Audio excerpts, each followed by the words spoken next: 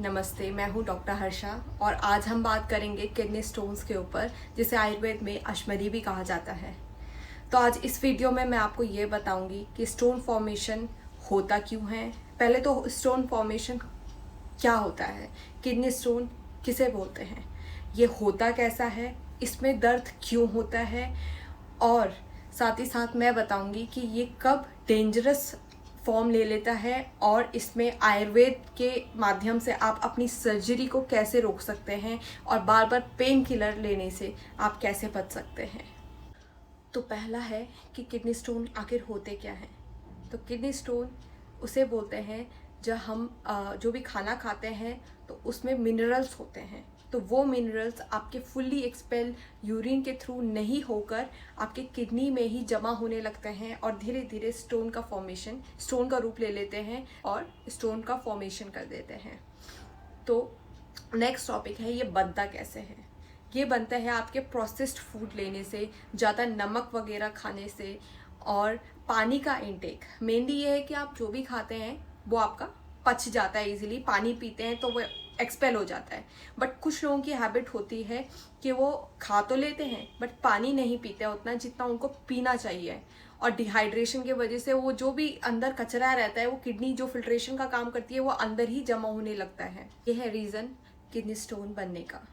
फिर आता है कि ये कब डेंजरस फॉर्म ले लेता है।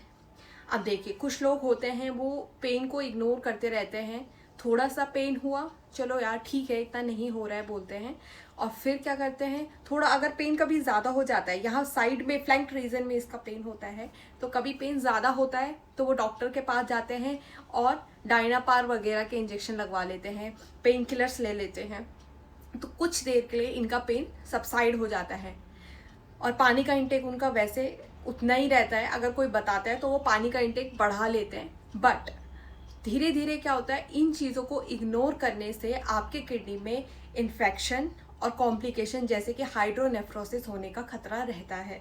तो आप कभी भी कितना भी किडनी स्टोन बने, बट अगर बन गया है तो उसको कभी इग्नोर ना करें। इतना अच्छा ऑप्शन है कि आपके पास सर्जरी और पेन किलर के अलावा एक आयुर्वेद का भी ऑप्शन है, जिसे आप इजीली अपने डाइट में, रूटीन में अप्लाई कर सकते हैं और इन चीज़ों का कोई भी साइड इफ़ेक्ट नहीं है। कुछ अच्छा नहीं करेगा, कुछ बुरा भी नहीं करेगा, बट हाँ, किडनी स्टोन पे बहुत ज़्यादा लाभकर है। मैंने पर्सनली बहुत सारे अपने किडनी स्टोन के पेशेंट्स ठीक किए हैं। अगर आप लोगों को भी कोई भी इशू हो इस चीज़ से रिलेटेड, आप मेरी इंस्टाग्राम आईडी जो कि मेरे यूट्यूब डिस्क्रिप्शन में दी गई है उससे मेरे को डीएम कर सकते हैं। मैं आपको free of cost kidney stone के लिए डाइट चार्ट भी प्रोवाइड करूँगी, एंड जो भी मेडिकेशन होती हैं आयुर्वेदा में, मैं आपको फ्री ऑफ कॉस्ट कंसल्ट कर दूँगी उस चीज़ के लिए, तो आप मुझे मैसेज कर सकते हैं। उसमें कंफ्यूज होते हैं कि अगर हर चीज़ आयुर्वेदिक दवाइयों से ठीक हो जाती है तो लोग सर्जरी की तरफ क्यों भागते हैं, बट कॉम्प्लिकेशन होने पे ही बताई गई है। लोग आजकल छोटी छोटी दिक्कतें होने के वजह से भी, मतलब 2 mm का भी अगर स्टोन है आपका, तो भी कुछ लोग पेन किलर और सर्जरी पे ही अटके रहते हैं। तो ये स्टोन इजीली निकल जाते हैं, और डिपेंड करता है कि पेशेंट की प्रकृति कैसी है, पेशेंट का सत्व कैसा है, उसकी विल पावर कैसी है, उस पर कोई कॉम्प्लिकेशन तो नहीं आ रही है, उसकी सहनशीलता कितनी है। बट सहनशीलता का ऑब्वियसली ये भी मतलब नहीं है कि आप पेन को सहते जाओ। तो आयुर्वेद सर्जरी भी अच्छी है, बट उस केस में जहाँ पे कॉम्प्लिकेशन हो सकती है या पेशेंट के पास और भी ज़्यादा बीमारियां हैं कि वो और दवाइयाँ नहीं ले सकते हैं, कुछ लोगों को आयुर्वेदिक दवाइयाँ भी सूट नहीं होती है, ये लोग सर्जरी करवा सकते हैं और अपनी दिनचर्या फॉलो कर सकते हैं। अगर छोटा स्टोन है तो ऑब्वियसली कुछ नेचुरल आपकी डाइटरी भी चीज़ें होती है जिससे स्टोन इजीली निकल जाता है, जैसे सिट्रिक एसिड होता है वो स्टोन को डिसॉल्व कर देता है।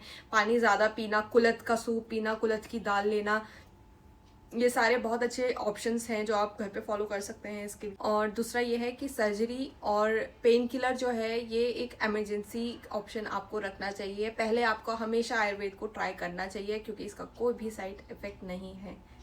तो अब पहले बात करेंगे कि ये दवाइयाँ काम कैसे करती हैं। जो आयुर्वेदिक हर्ब्स होती हैं कि आपके स्टोन को गलाने में हेल्प करती हैं, जैसे पाषाण भेद हो गया, तो इसके नाम से पता चल रहा है कि ये स्टोन को गलाने में हेल्प करती है। फिर आता है आपका गोक्षुरादि गोकुल, ये होता है डायरियोटिक, ये आपकी जो स्टोन टूट जाता है उसको यूरिन के थ्रू, ये यूरिन का प्रेशर बिल्डअप करती है और यूरिन का फ्लो बहुत तेज़ करके वो स्टोन उससे यूरिन से एक्सपेल हो जाता है। थर्ड ये है कि इसका रीअकरेंस भी रोक के रखती है। कुछ लोगों को किडनी स्टोन बार बार होने की समस्या रहती है, तो जो ये हर्ब्स होती हैं ये रीअकरेंस को भी रोकती है।